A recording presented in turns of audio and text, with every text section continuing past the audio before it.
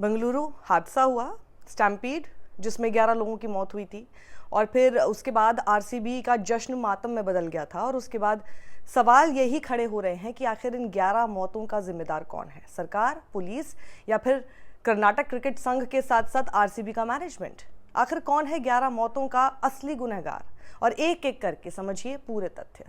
खबर है कि बंगलुरु पुलिस ने आरसीबी की विजय परेड को परमिशन देने से इनकार कर दिया था, जबकि आरसीबी ऑफिशियल्स और कर्नाटक क्रिकेट संघ ने बार बार परमिशन मांगी, लेकिन बंगलुरु पुलिस ने परमिशन नहीं दी। ऐसी खबरें आ रही हैं, तो फिर क्या सिद्धरामैया की सरकार ने बंगलुरु पुलिस के इनपुट को नजरअंदाज करके परमिशन दी, या आयोजन में शामिल हुई जैसा सरकार कह रही है?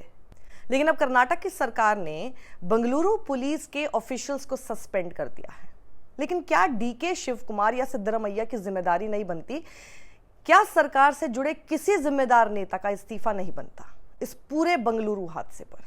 यह भी एक अहम सवाल है।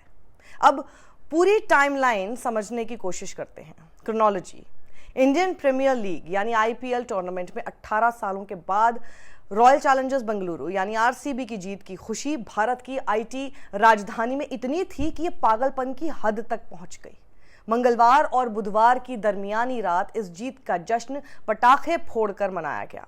यह हर किसी को साफ दिख रहा था कि शहर की पुलिस कई हिस्सों में सुबह 3 बजे तक मुस्तैद खड़ी हुई थी, लेकिन आरसीबी के ऑफिशियल्स एक्स हैंडल से सुबह 7:01 पर यह घोषणा की गई कि विक्ट्री परेड विधान सौधा से स्टेडियम तक निकाली जाएगी।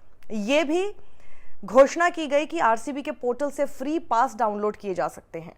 और फिर दोपहर 3:14 पर आरसीबी हैंडल से रोड शो की घोषणा की गई और लोगों से कहा गया कि वो पुलिस और दूसरी अथॉरिटीज की ओर से जारी किए गए दिशा निर्देशों का पालन करें। लेकिन गौर करने वाली बात है कि इस सवाल का जवाब किसी के पास नहीं है कि किस अथॉरिटी ने आरसीबी को रात 1:45 बजे से सुबह 7 बजे के अंदर ही विक्ट्री परेड की परमिशन दे दी थी। क्या सरकार या आयोजनकर्ताओं ने पुलिस को पर्याप्त समय दिया था लाखों की भीड़ को संभालने के लिए? क्या सुरक्षा के लिए, बंदोबस्त करने के लिए भी समय दिया गया था? इस प्रश्न का जवाब अभी तक किसी के पास नहीं है और सिर्फ बकरे ढूंढे जा रहे हैं। हालांकि बंगलुरु सिटी पुलिस ने घोषणा की थी कि स्टेडियम में शाम 5 बजे विजेता टीम आरसीबी का सम्मान होगा। दोपहर 3:28 पर प्रेस नोट जारी कर तमाम ट्रैफिक पाबंदियों की घोषणा की थी। लेकिन पुलिस ने यह नहीं बताया था कि रोड शो होगा या खुली बस की परेड। साथ ही पुलिस ने यह साफ नहीं किया था कि अपने सोशल मीडिया पोस्ट में कि पुलिस ने आरसीबी को विधान सौदा से चिन्नस्वामी स्टेडियम तक विक्ट्री परेड की इजाजत दी है भी या नहीं। लेकिन बीबीसी हिंदी को एक पुलिस अफसर ने नाम ना छापने की शर्त पर बताया कि यह एक राजनीतिक फैसला था, यह पुलिस का फैसला नहीं था, यानी आयोजन के लिए अनुमति देने का। क्योंकि पुलिस का मानना था कि आदर्श रूप से आयोजन कुछ समय बाद आयोजित किया जाना चाहिए था, जब तक फैंस की खुमारी भी उतर जाती और इतनी भारी भीड़ भी जमा नहीं होती, तब जाकर आयोजन अच्छे से नियंत्रित हो पाता।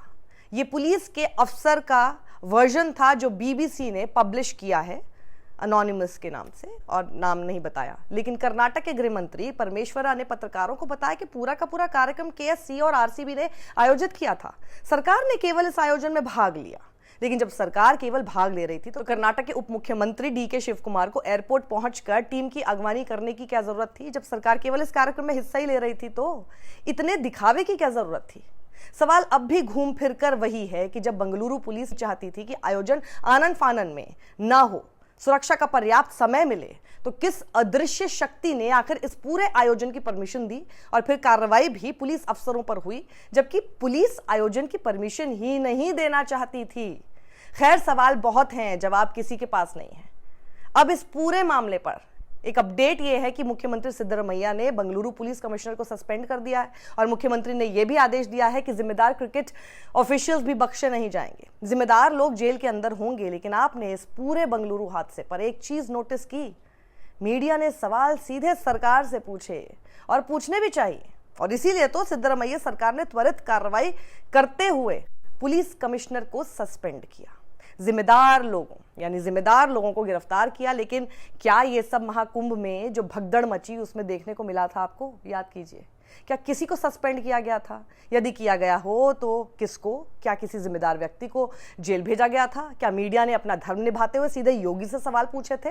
बल्कि मुझे याद है कि लोग दर्जनों की संख्या में मरे, लेकिन योगी सरकार सिर्फ पूरी भगदड़ को अफवाह बताती रही। और बेशर्मी देखिए, सरकार और मीडिया ने भगदड़ की खबर शाम तक दबा कर रखी थी। फिर जब पूरे सोशल मीडिया पर सरकार की थू-थू हुई, तब जाकर योगी सरकार का ज़मीर जागा, और तब, क्योंकि छुपा नहीं सकते थे, और तब जानकारी दी गई कि हाँ हुई थी भगदड़। नहीं तो पुलिस का रवैया याद है आपको? कोई ट्विटर पर कुछ लिख ना दे भगदड़ से संबंधित, और इसीलिए कार्रवाई का डर दिखाया गया था। ये आपको याद तो होगा।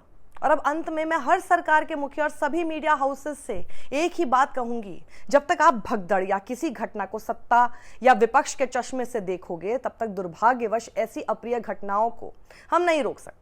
क्योंकि ऐसे में हम सिर्फ टोपी ट्रांसफर करते रहेंगे, ना कि कोई प्रभावी कदम उठाएंगे, ना ही किसी की जवाबदेही तय कर पाएंगे। और साथ ही मेरा सवाल उन गोदी चरण चुंबकों से भी है कि क्या ऐसे सवाल जो आपने इस भगदड़ से संबंधित सवाल कर्नाटक की सरकार से तो पूछे, जो आपको पूछने भी चाहिए, जो हम भी पूछ रहे हैं, लेकिन क्या आप ऐसे सीधे या तीखे सवाल किसी बीजेपी शासित मुख्यमंत्री से पूछ पाओगे, जो आप विपक्ष की सरकारों से तो बहुत आसानी से बिना किसी प्रेशर के पूछ लेते हो? अपने गिरेबान में झांकिए, क्योंकि ऐसी घटनाएं जब होती हैं और जब कोई जवाबदेही तय नहीं होती है, जब सरकार पल्ला झाड़ लेती है और किसी को इस्तीफा तक देने पर मजबूर नहीं करती है, तो इन सारी घटनाओं में आप जैसे लोग, ऐसे मीडिया हाउसेस उतने ही जिम्मेदार होते हैं, जो सिर्फ चुप रहते हैं या फिर सिर्फ सरकार की ऐसी नाकामियों को भी डिफेंड करते घूमते हैं।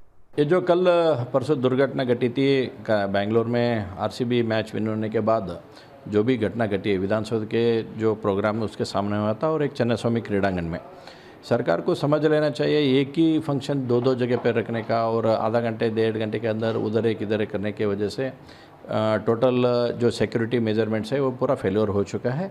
और सरकार इसके बारे में पहले ही सोचना था, एक प्रोग्राम करना है या 2 प्रोग्राम करना है, और एक दिन छोड़ के भी कर सकते थे, क्योंकि माहौल जो था वो पूरा कर्नाटक में बहुत बड़ा अच्छा माहौल बन गया था आरसीबी जीतने के बाद। लेकिन ये जो कल परसों दुर्घटना घटी उसके बाद पूरा कर्नाटक में शोक दिनाचरण जैसा लग चुका है।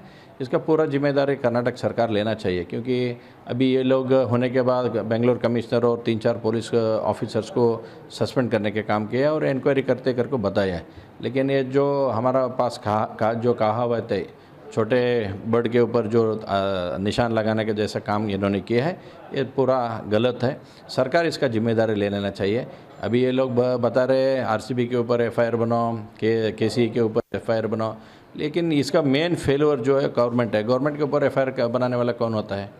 अभी बनाना चाहिए ना गवर्नमेंट के, मुख्यमंत्री और उप मुख्यमंत्री के उसको ऊपर भी एफआईआर बनना चाहिए, क्योंकि इसको सभी मामले के पीछे उसका ही नाम आ रहा है। सरकार टोटल फेल्योर हो चुका है और रेजिग्नेशन दे देना चाहिए। इस वीडियो को ज़्यादा लोगों तक आप पहुंचाइए। मेरी अपील है आप लोगों से कि आप YouTube पर हमें सब्सक्राइब कीजिए। साथ ही मैंने एक बैकअप चैनल भी बनाया है, साक्षी 2.0, उसको भी आप ज़रूर फॉलो कीजिए।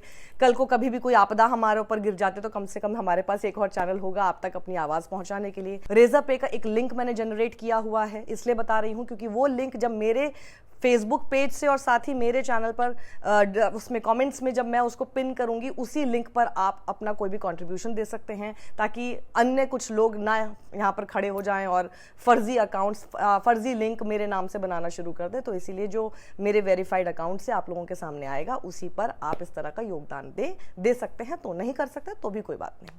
सत्यमेव जयते।